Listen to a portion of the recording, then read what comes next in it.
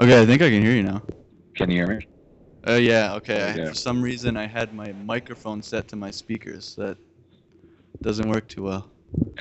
Um, I know that this is a little dark, but this is literally the best area I can do it for now. Is that okay?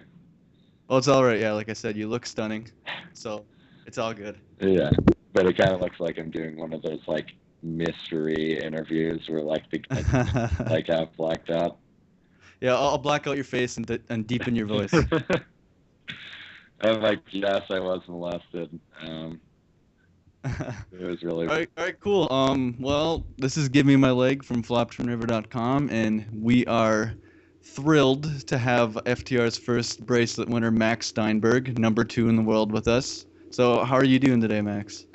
I'm doing well. I just woke up a few minutes ago and ready to lay by the pool and not play poker for a little while.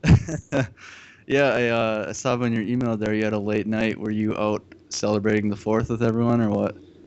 I mean, yeah, basically. I won't go into too much detail. No. All right, we'll that'll be a mystery for us then. Yes. So I guess it's pretty safe to say that you've had a pretty good World Series this year.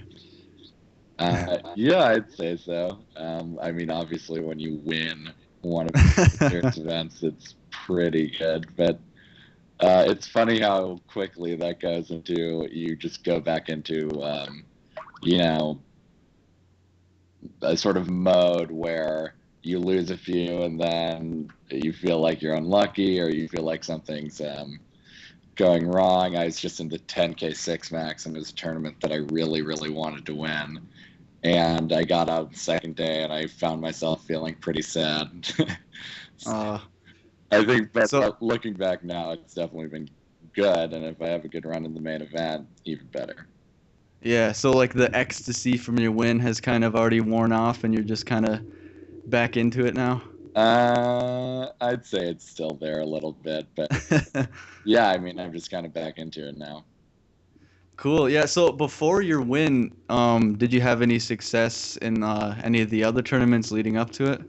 I had a few cashes. I mean, the 10K heads up, I made to the third round, which was a min cash, and I faced this really tough young Finnish kid who, even though he's really tough, I still ended up getting a position to win and just didn't win a key all in.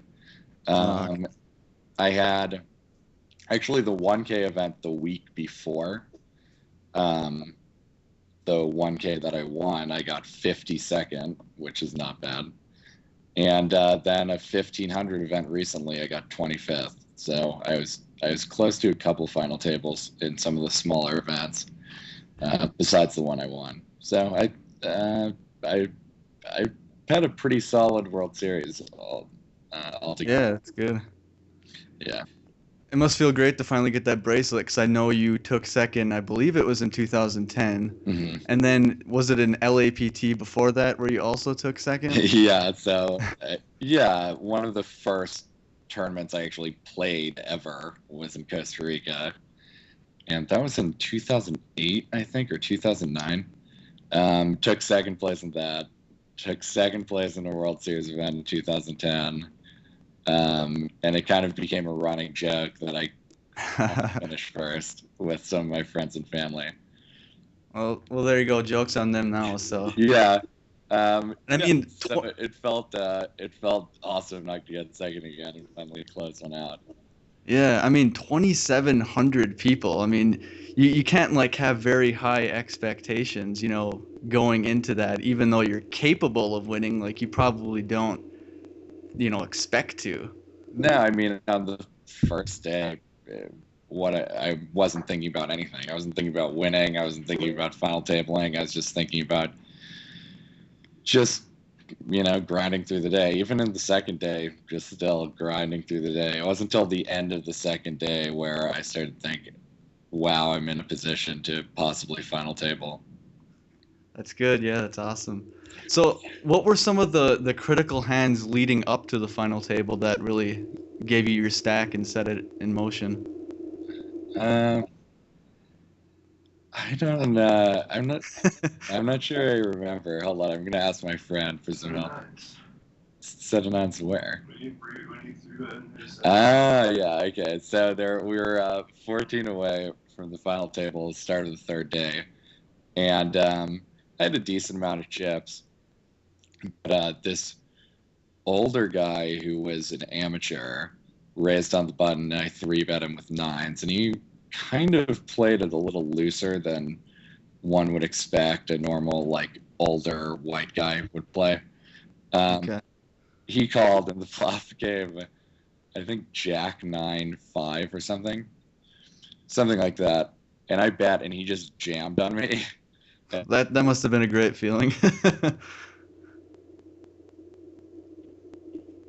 are, are you there?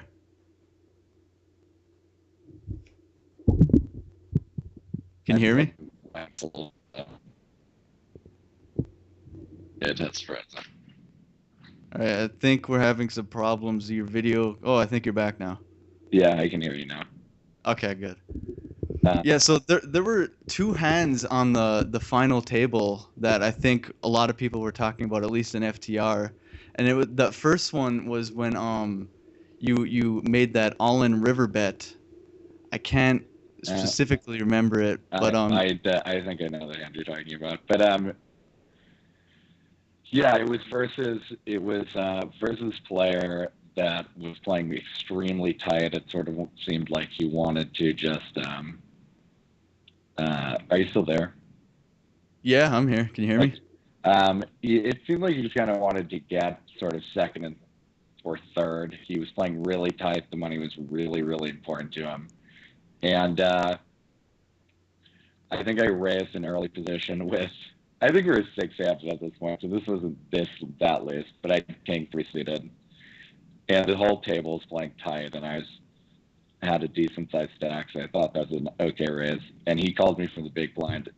And he was the type of player who called sort of loose from the big blind, or looser than you would expect from the big blind. And but he was just very tight post flop. And I don't even remember the board very well. I think it was 8-7-6 flop, Jack turn, 3 river. Yeah. I ended up triple barreling all in. And it was actually funny because he actually said that he wanted to call on the river, but he only had ace high. Time I'm sort of like panicking because I think that I'm just triple barreling air. But what I forgot is that I actually had a pair of 3s on the river. Oh, so if he would have called, that would have been It was 1, yeah. And but to be honest, he might have just been talking trash because he was just such a tight player and he really did not want to get out in 6th.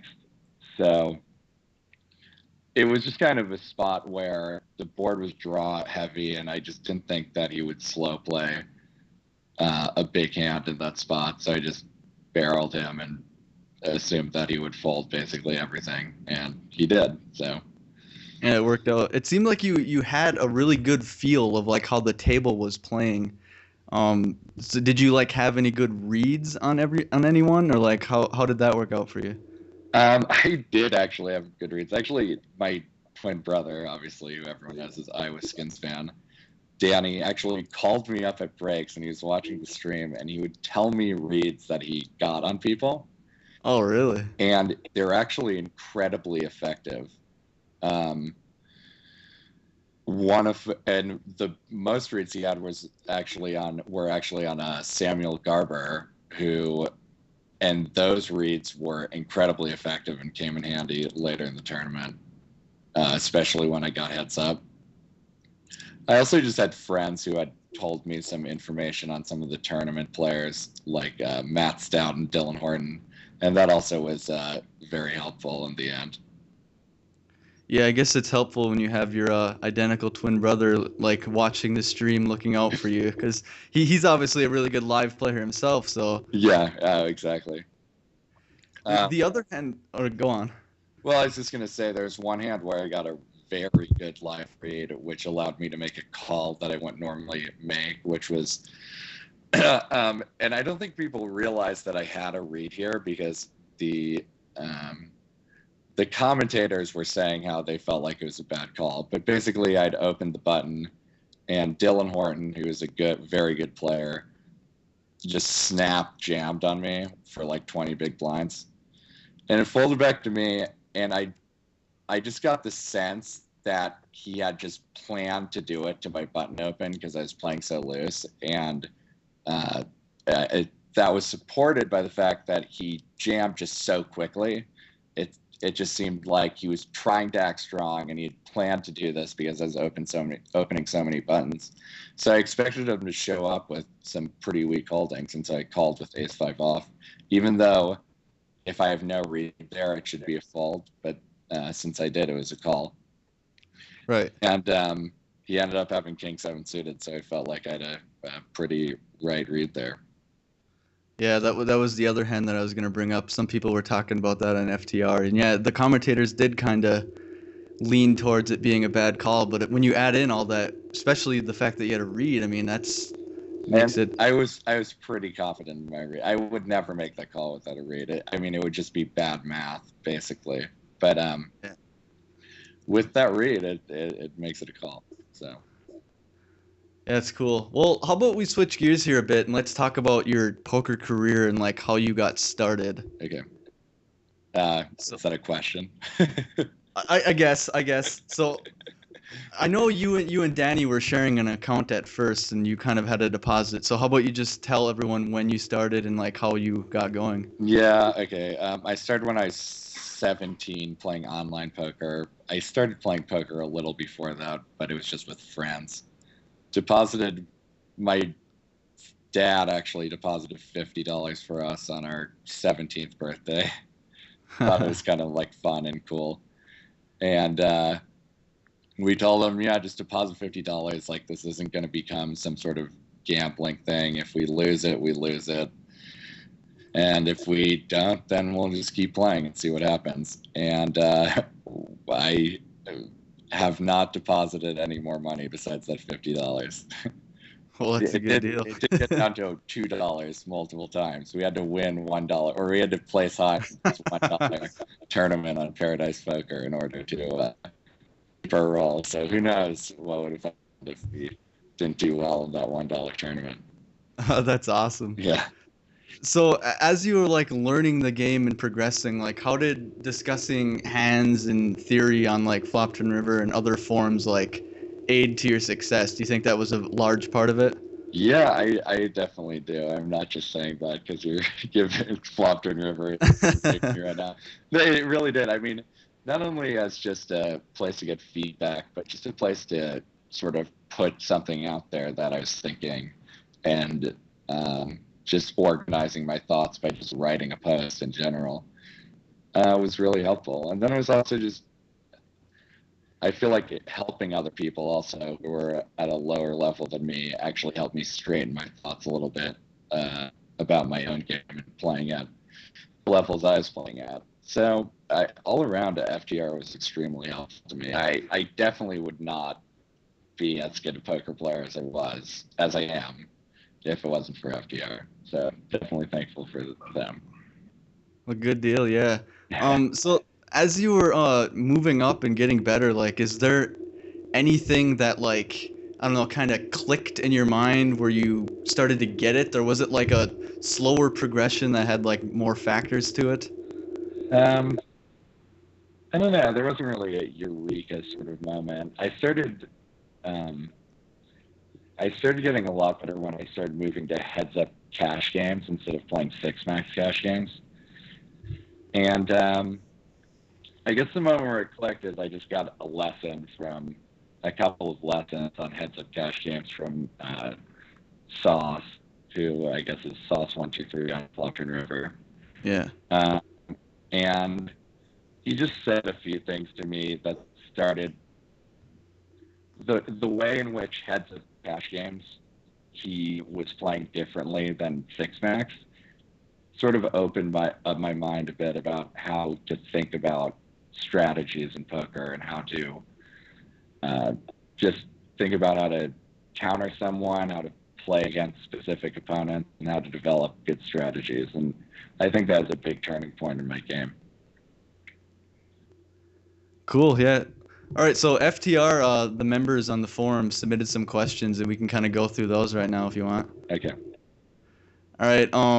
Sasquatch991 asked, "What adjustments, mental or otherwise, do you make going from multi-tabling online to sitting at one table for long periods while playing live?" That's an interesting question. I don't think I don't think I've ever made a conscious mental adjustment, but it does just require sort of more patience. And actually, one of the big things I think is hands become much bigger deals to you, even though they shouldn't. You know, you're playing live and you have 30 big blinds in a big tournament, and if I lose a 10 big blind pot, suddenly a third of my stack is gone, and I'm feeling really dejected and upset. And in an online environment, it would feel like nothing. And so it took me a while to make the mental adjustment to realize that losing that 10 big blind pot online and losing that 10 big blind pot in a live tournament is basically the same thing. So, you know, just the slower aspect can just be sort of mentally draining if you just don't take the right approach and realize how little of a deal some of the hands that seem so big really are. Right, yeah, and especially because when you play online, if you bust the tournament, you could probably just load another one up. Exactly. And with live, you have to wait a day or two, you know, maybe before you're playing again. Right. So Yeah, and so you have time to dwell on the two hands that were probably just totally fine. Yeah. Yeah. Alexos asks, how do you adjust hand reading live versus online and the fact that live ranges seem way wider? I wouldn't say they're way wider. There's just certain spots where they're wider. For example, when people are calling out of the big blind, most people have an extremely wide calling range from the big blind. And also, some of the worst players will have a wider calling range from the small blind than I expect. But the adjustments are hard because there's a lot of good players who sort of are looking to make the big call in spots where they have a wide range. So usually what I kind of do is when I decide to be betting, I bet really hard and I bet a lot of chips. And I mostly, it allows me to do thinner value bets, and I'll throw in a few bluffs, and usually it works pretty well. But Cool. in summary, value bet thinner and bluff a little bit, and that's it. All right, gotcha. This one's kind of an open-ended, like, simple question, but I thought it was interesting. Hoopy asked, why did you become a professional player? Well, I think originally I became a professional player because I really just didn't really know what I was doing, and I was in college and I had no sort of direction in what I wanted to do. And poker was going well, and so I just decided I have so much fun doing this, why not just go pro? But I think now I would say the reason that I'm professional still is just because I just enjoy playing, and I enjoy playing at a high level, and there's just something very satisfying about it for me. I thought it was interesting that you didn't mention money at all in your answer. Is that something that you don't really care about? Like you're just more passionate about playing and then the money just kind of follows, or? No, I mean, I definitely care about the money, but I guess I didn't mention that because I've kind of been pondering this myself lately, and I'm wondering how much longer I'm going to be doing this. And I've just really been asking myself this question, why do I continue to play poker? And obviously money is going to be a reason, but if I don't have any reason besides that, then I wouldn't continue playing. So I think the reason that I stated before is a little more important. Gotcha. But I mean, I would be lying to myself if I didn't say I enjoyed making. Well, I bet, yeah. There was a hand that everyone's talking about from the big drop. have you heard about it where the guy folded Was quads face flush. up? Yeah, yeah. He thought the guy had a straight flush. Yeah, Yeah. I What heard. are your thoughts on that hand?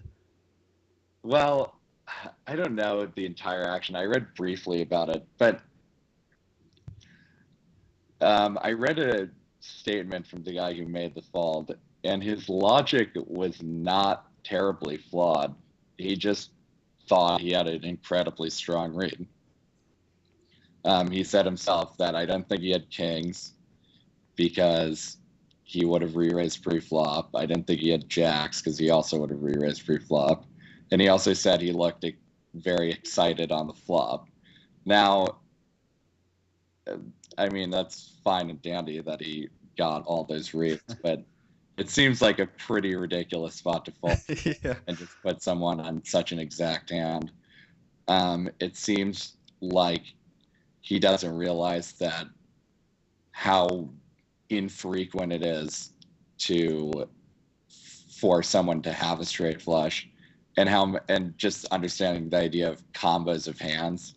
I mean, there's only one combo of a straight flush in that spot. Right. And even if there's like a minute chance of jacks or jack eight or the nut flush, just having that minute chance almost makes it a call just because there's so many more possibilities for those hands. Right, yeah. But I mean, I guess it's totally different when if you feel like you have a soul read in that situation, I guess. Right. Yeah, but I mean, who not? I mean, who? I doubt he had played with whoever the person who Yeah. flush for, and the person you put, man. I don't know. I don't know about it, but I do enjoy when people just go with their reads like that. So Oh yeah, I felt like that. it's definitely one of the most interesting hands that I've ever read about. Yeah, yeah. I mean, it's interesting, but I don't know. I don't think there's much debating it is sort of strange because obviously if you don't have the read and information he has, there's no way anyone can make that fold. But if you have that much confidence, then maybe you can. I don't know. Right, yeah. Jims from FTR asked, "What's the consensus amongst higher stakes online and live players as far as online poker and the possibility of a second boom? Do you feel online is dead long term?" Um, I I don't know what the consensus is among high stakes players. I know what my opinion is. I don't think there's going to be another boom unless something really incredible happens. I think that I'm kind of cheering for someone to step up and sort of become the Tiger Woods of poker. I think that would be really good for the game. Someone who just win 3 or 4 World Series events in 1 year, who's a respectable pro and a big name. I think that would bring excitement back to poker that we haven't had in a while. But saying it's dead also, I think, is an overstatement. I definitely think there's going to be legal U.S. online poker at some point. And also another thing is that I feel like poker is sort of a young person's game, and every year that there's a new generation of people turning 21, that's thousands of people who are going to be playing poker. I think that by the time in 20 years from now, there's going to be just a massive, massive player pool of players because there's going to be so many young guys who are now old, who are going to be 40-year-olds like me, be a bunch of new hotshot 20-year-olds, and the 40-year-olds are still going to be around, I think. So I think it'll get bigger and bigger. But obviously, I just don't think the quality of play will ever be as poor as it once was. Right, yeah. I mean, if you could go back to 2005 with a $500 bankroll with what you know now back in like the party poker days, like you'd be doing pretty good. Yeah, I think about that a lot. I think, why didn't I start earlier? Right, yeah. 17, so. But yeah, no, I think I could make pretty good money. But that being said, the people who were making good money then were ahead of their time. They didn't have Yeah. hard runners. They taught a few select people. They had to come up with everything on their own. So that's pretty impressive in itself. I mean, I've had help to get where I am today. So I would wonder if I put in enough hours how well I could have done pre 2006. Right, yeah. But I mean, you're still doing pretty good right now, so I mean, you can't really complain too much. I can't complain. But I mean, also, if you're looking for bad players, maybe start playing some of the other games. Maybe not PLO, but my friend is really into Parliament Omaha High Low, and he seems to find some pretty good games in High Low. So maybe switching to a different game could help find fishies for other people. Have you played any of the mixed games, or are you mainly just sticking to Hold'em? I mainly was just playing the Hold'em. I played one headset tournament that was a PLO Hold'em mix, but that really isn't. I wouldn't really classify that as playing the mixed game. But my friend who's actually staying with me, it's my roommate this summer, taught me some PLO 8, and so I played one of the tournaments and didn't do so well, but I have been playing PLO 8 cash games too, and those have been a little more successful. It's a fun game, so I always tell myself after every World Series that I want to learn mixed games, so I can play next every day. So maybe this will be the year. We'll see. Good deal. Yeah, a 500-pound gorilla asks, which one skill or technique do you think you possess over your standard opposition?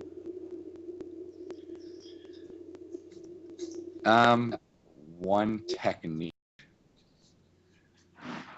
I mean, I would just say I understand strategy better than most people that I play with, and I just think that at any game table, I'll be the most strategically sound player there, and that can go a long way. Someone can have more talent and ability to read someone, but if my strategy is superior to theirs, there's nothing about it. Hello, can you hear me? Yep. Okay. Keeps locking up here every once in a while. Just a couple more questions here. You talked about this a little bit earlier, but Fileman asked approximately how often is a physical tell a factor when you make a decision? Sometimes I think it's too much of a factor for me. It sort of almost overwhelms me. I've taken so much information, and sometimes I sort of get lost in the hand thinking about ranges, and I just sort of get infatuated with whether someone is physically doing something that makes me think they're strong or weak. But it can be really big. I mean, I would say it changes my decision 25 to 30% of the time when I'm playing. And So that is a pretty big percentage. well, I mean, I've thought about it a lot, and I mean, I've read books on psychology. I really think it's incredibly important, and so I value it a lot. Here's one live read that I use, which I think is a really good read, especially in a tournament. Is if you're in position on pre and he feedback you call turn comes some card. It doesn't matter. And he thinks for a while and then checks. I would say that usually is a pretty big weakness because I assume that he's thinking about it and then checking is thinking about bluffing and then deciding not to and checking. A quick check there would mean that he has some plan, usually, or he has out of you. Cool, that's good advice then. I guess that kind of goes to it's so important to take time and 5-10 seconds before your actions. Yeah. Well, everyone I tell that to says, "All right, next time I play with you, I'm going to the turn, going to barrel off." But yeah, now time, but most people just don't do it. Or and sometimes you just should take 5 seconds much about. Right, yeah. Fileman also asked who the number one in the world is. That would be Danny, my twin brother. Yeah, so you were born second then, right? Yes, I was born second. That's part of the joke. King Nat wants to know what your drink of choice is at the table. You mean That's what he means. I gotta watch the calendar. I thought this last one here was kind of interesting. King Nat asked, "What is your of the breakdown of political leanings among professional poker players? So like Democratic, Republican, or liberal or conservative?"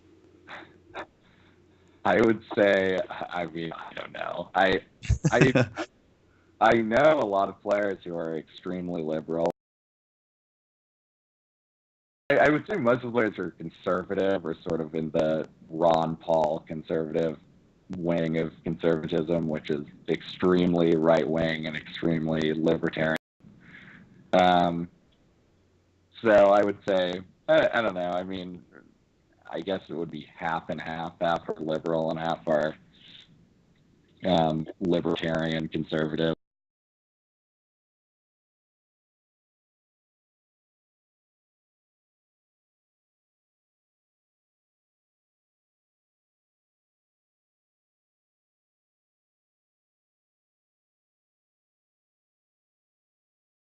Interview with us, and this is Give Me My Leg from FlopTurnRiver.com, and if you visit FlopTurnRiver, you can talk to the one and only Max Steinberg whenever he's on. So yeah, we might have to change my screen name though. Number one in the world now. Oh, so you got the bracelet, so you're number one. Is that how it goes? Possibly. We'll see. All right, cool. I hope you have a good main event and the rest of the season.